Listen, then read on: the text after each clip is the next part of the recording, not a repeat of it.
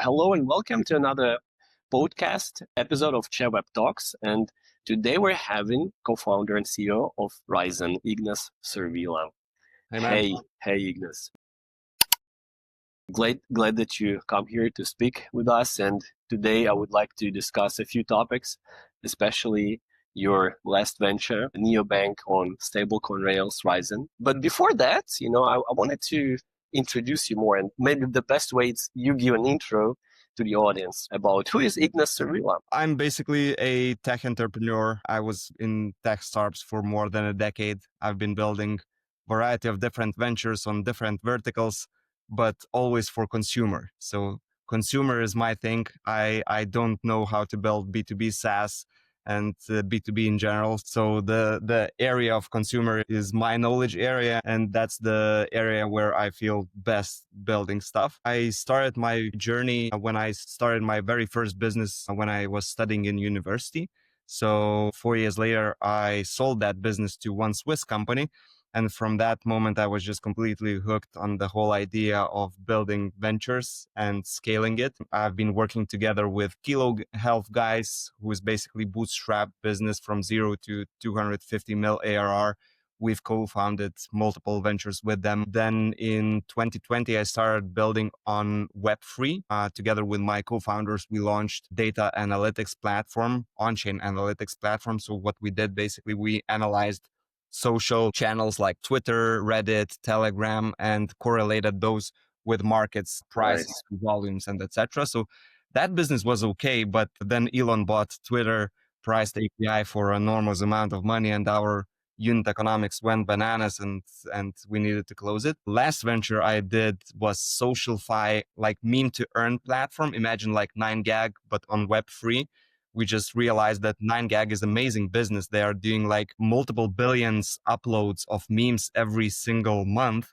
But the problem is that creators of those memes get nothing. And we were thinking, okay, if we put that on chain and create like incentivization mechanism that could basically work and incentivize meme creators to get rewarded for their creation. So we peaked 150,000 users. We were featured as a second most used SocialFi dApp on Coinbase wallet. So that was like pretty nice. But the problem was that we couldn't crack monetization model properly. And we didn't want to launch token just for launching token because it's not sustainable. And our philosophy is like a bit different on that end. So we closed that business. And by the end of last year, I got myself into a very strange situation where my fiat ventures were kind of crumbling, but my crypto portfolio was driving very good. And I called my friend asking like, okay, how can I like properly spend my portfolio right now, how to make all the taxes and et cetera, et cetera. And he showed crypto.com to me. I tried crypto.com and I was like, oh my gosh, this is so bad. Like the whole experience from the sign up to issuing the card and etc. was so bad. All those stickers like meme coins, tokens, and etc.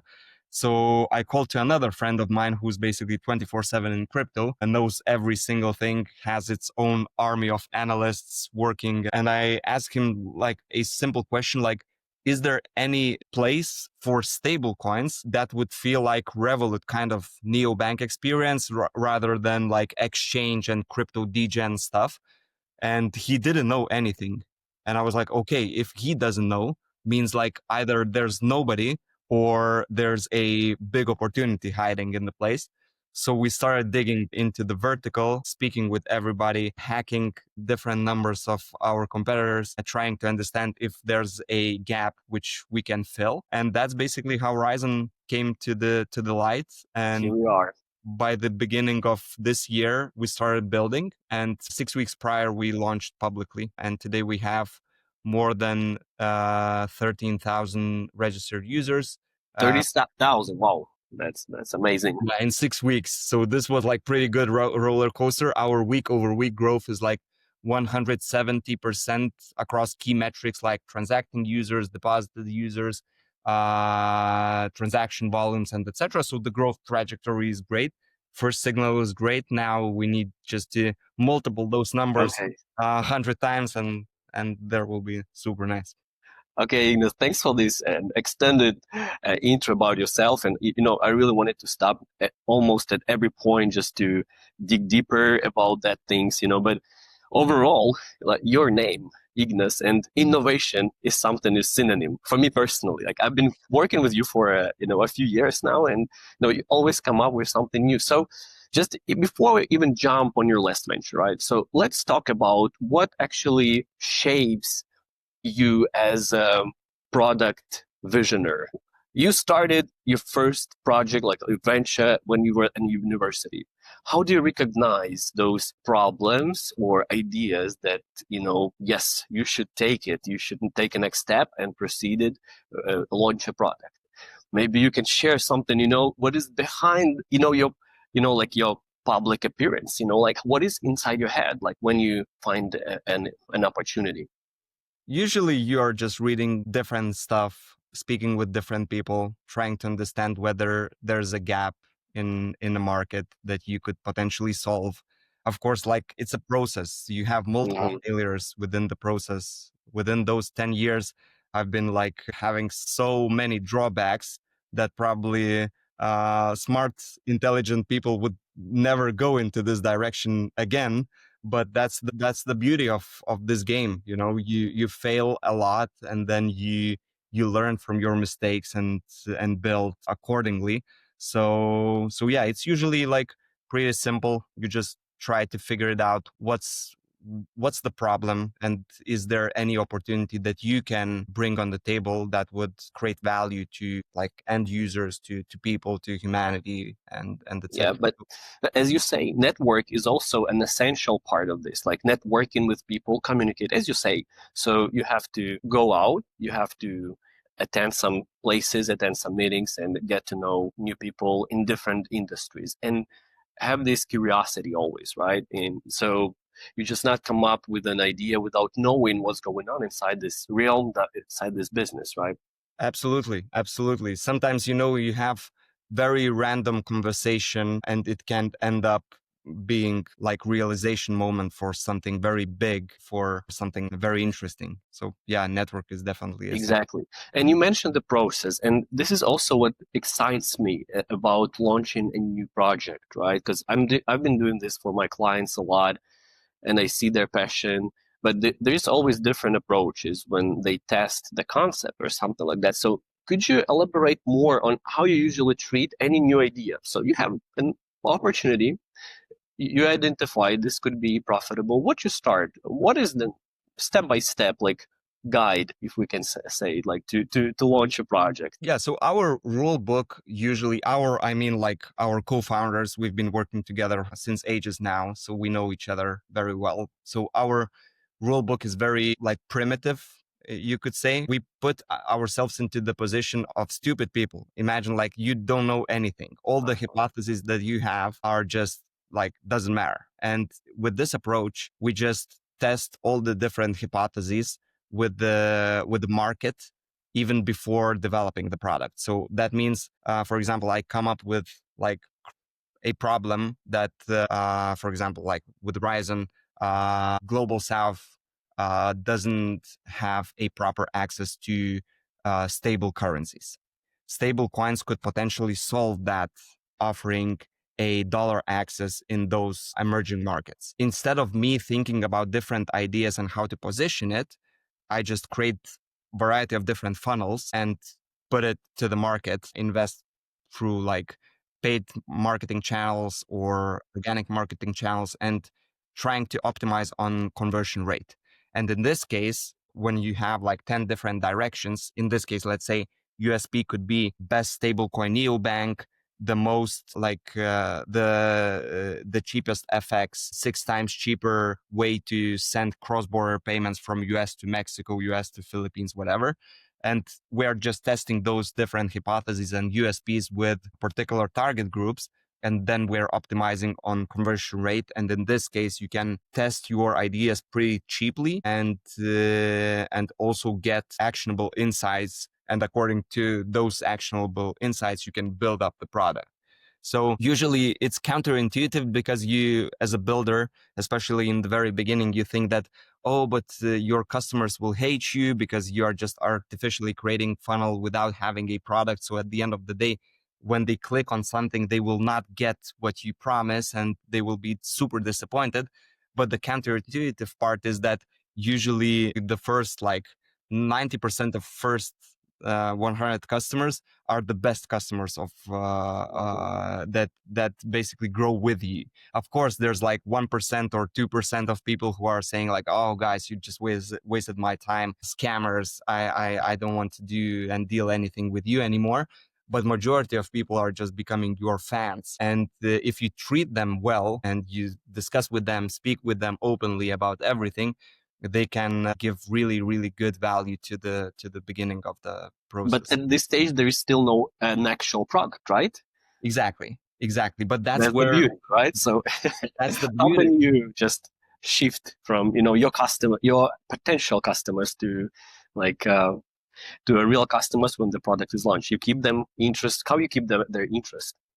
So first of all, you need to give them some kind of a reward for being, and as a thank you note, for being early. So whether it's discount, some like exclusive group, Discord, Slack, whatever, where you invite them and share every single process. And if the idea is interesting to them, usually they are responding and participating, because everybody wants to be a part of some kind of community. So yeah, you need to incentivize them. And of course, talking, networking as well, trying to figure it out. What's the key reason why they clicked initially on your ad, on your funnel? Is there a massive problem that they currently have that you can potentially solve? Because after this exercise, usually all your ideas and assumptions and hypotheses that you previously had, they change like 60 to 70%, because your thinking is linear, and suddenly when you have different kinds of inputs from different users who actually have that particular problem, Mm. your product shapes in very different light. And at the end of the day, you can build a way better product. So that's cool. Wow, Ignas, thanks for sharing this approach. And about lessons learned, this is something also interesting to me, as sometimes you can start a project and you feel there is a great potential and, you have an interest from the market. But what are those indicators that tells you you have to stop, and maybe switch to something else? Maybe you can share more about the lessons you learned about also those ventures that didn't, make those expectations. Yeah, that's a very good point. Usually within years, you kind of learn how to understand when it's enough, and you stop faster. Because in the very beginning, you have like different emotions. You are building your baby. It's very emotional to give it away. Usually, in the very beginning, there's like tons of different discussions with your founders, co-founders, and sometimes you have situation where one part is clearly seeing that there's no potential in the current problem, and another party is like still very into the product. So it's tough, but with the experience, it's like it's way easier. You can navigate super fast. So usually, like Memestagram was a very good example, because we sat down with our co-founders 8 months after developing it, and there's one simple question: do we know how to monetize it? And second part of the question was, do we know how to monetize it without launching a token? And there wasn't like clear answer on the table, and that's it. We couldn't do anything. So yeah, then you just move on.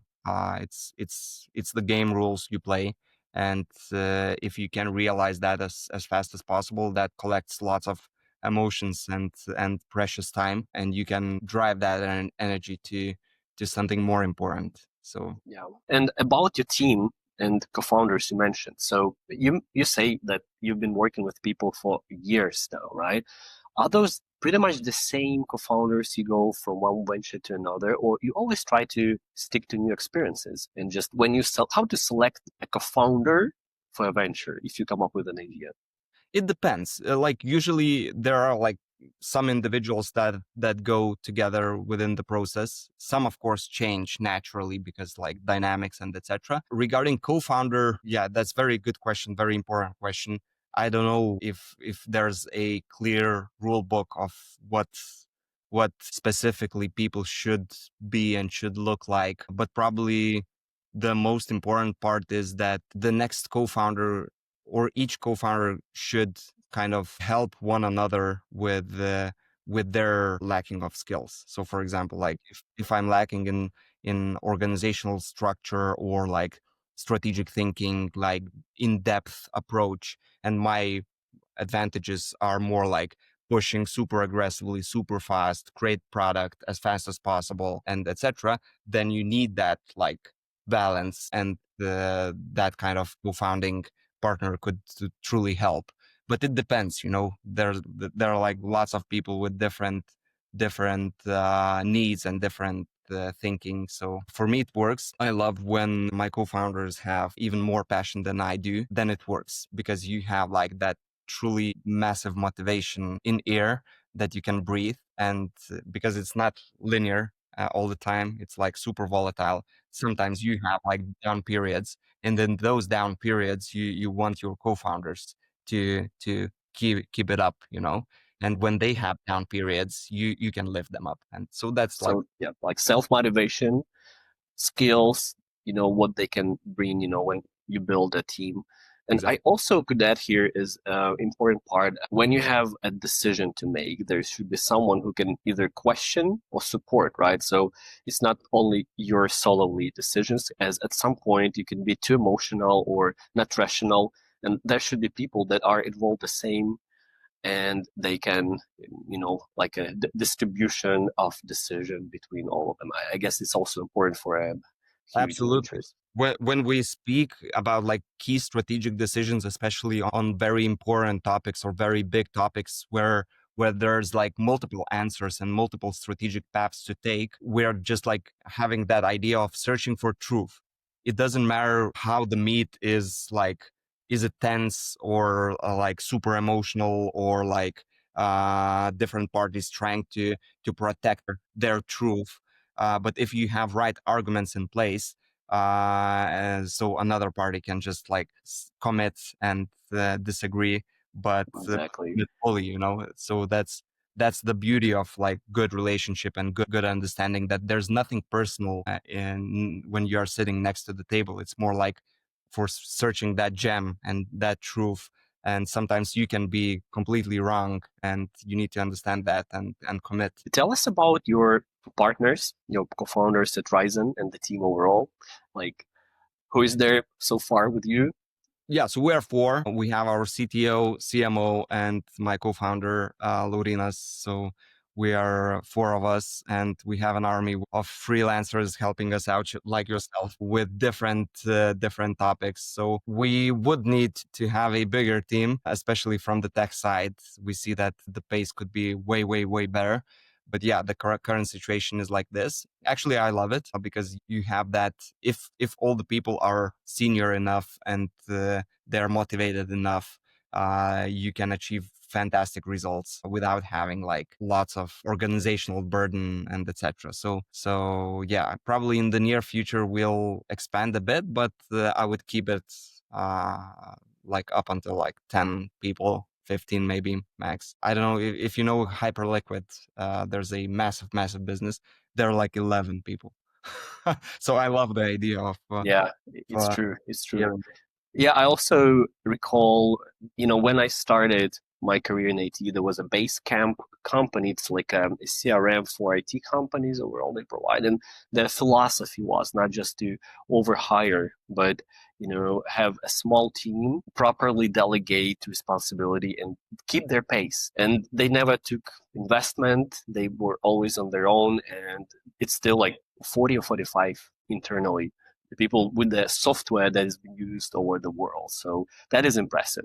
And the authors of Rework, the book, I mean, I personally read and was really excited, like how things could be done without trying to get as many people on board as possible. So also I'm a fan of such approach, Ignas. So now about Rizon in more detail. So you mentioned you faced a bad user experience with some other stablecoin apps, so how you distinguish Rizon in terms of the product design from Yeah, other apps?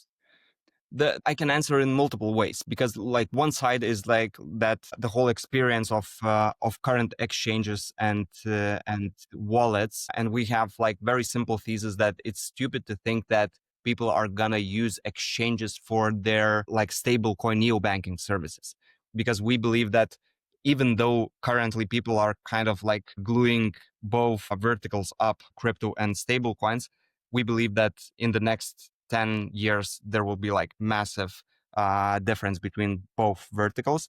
And we see stablecoins more like a massive opportunity of building a new financial cloud that anybody around the globe can simply plug into that cloud without any intermediaries or middlemen in place. So currently, how the financial system works, there's like siloed different infras in different regions. So, for example, Revolut currently is in 45 plus countries. 27 of those are European countries. And for them to open a branch in Nigeria or in Algiers or Bangladesh is very difficult, because they need to create the whole infrastructure, find a middleman, create a branch, and etc. And on the opposite, we are currently live in 110 countries already and scaling that up. And anybody with a smartphone can basically plug into that financial cloud with their phone. There's, of course, the same rules of QIC, anti-money laundering, and etc. in place, but the access moment is very, very important and very, very different than current siloed infra. So this is probably one of the key reasons why we and key bet that we are making, that with stablecoin infra you can finally build that true global neobank on new rails. And when you think about like neobanking or in general financial innovation, it's like once in 50 years you have something like this. And even though people usually want to stick to some kind of idea of what it actually is, like is it wallet, is it like card, is it crypto card, people are like mixing ourselves with crypto card sometimes, and we're saying it's like we have Visa card, we have crypto component, because at the end of the day, stablecoin is crypto, but stablecoin by its essence is very different than crypto or token or Bitcoin, Solana, whatever, ETH. It's like pegged to US dollar 1-to-1. It's audited fully in this case Circle USDC. So it's very different, and we more focus on the whole idea of bringing that financial inclusivity to people who are underserved, but also for people who just want to have a better rails, faster rails, cheaper rails. I see. And about like a lot of countries, a lot of users, how you sustain security? What are your vision towards that? Like, what would be the essentials for Ryzen in these regards?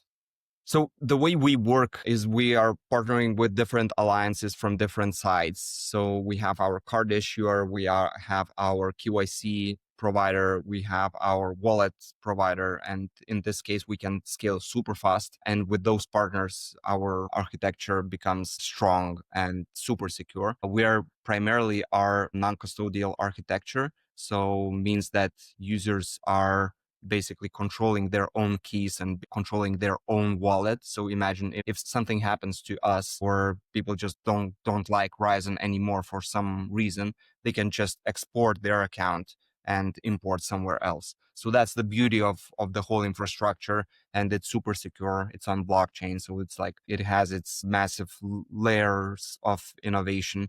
If you think about like this kind of approach of having non-custodial architecture, like 5 years ago, it would be even impossible to operate in this way. So with companies like Privy that has been acquired by Stripe, and Rain, for example, that are our card issuer, it's way easier to scale super fast and of course care about security as well. Gotcha. And what is next for Rizon in terms of building features or maybe making new partnership? What you anticipate in the nearest future? Yeah, so currently Rizon is very simple app. You can spend and send your stablecoin. So imagine Revolut in early days where you could just like sync your contact book and split the bill with anybody. So basically we have the same. You can issue your Visa card virtually and spend anywhere.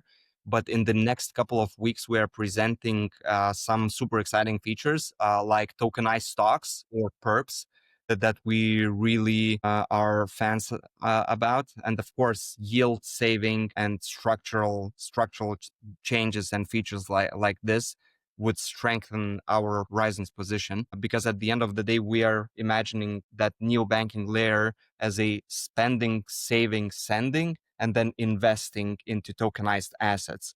And those like features and mechanisms can work pretty well in creating that seamless neobanking experience, especially for people who cannot access stable dollars at this particular moment. So the second order effects, we cannot even imagine probably how this would reshape the world's structure and the idea of how people are using money in general. Because, for example, if you are like freelancer in Nigeria today, it's very difficult for you to open US dollar account because you have capital controls. You need to have like certain credit score and et cetera, et cetera. So it's pretty difficult for you to even access like Western services like Netflix, Spotify, and et cetera, which shouldn't be the case probably.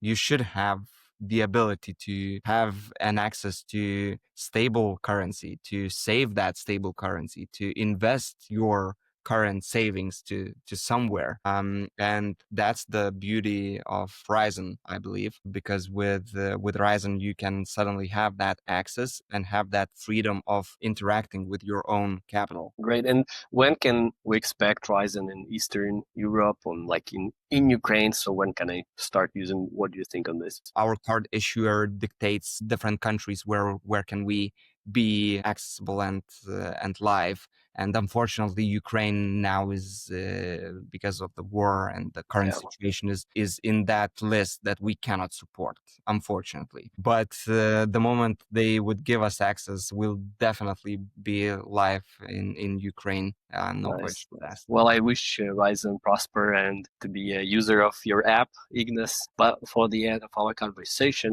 what would you say wish those people that are thinking about launching their product but they're still not yet there? Just do it. Just do it. Don't talk, don't think, just do it. Just grab your friend who knows how to do marketing, how to do coding, how to do whatever you don't know how to do, and just sit and build. It takes like a pretty easy first step, and then it goes like waterfall. You will be surprised how fast it can shape your life. So Oh, yeah, just do it. nice. Ignas, thanks a lot for this interesting conversation, for introducing us to Rizon. Yes, and yeah, we'll catch up on the next episode with you guys. Absolutely. Thanks a lot for having me. Thanks.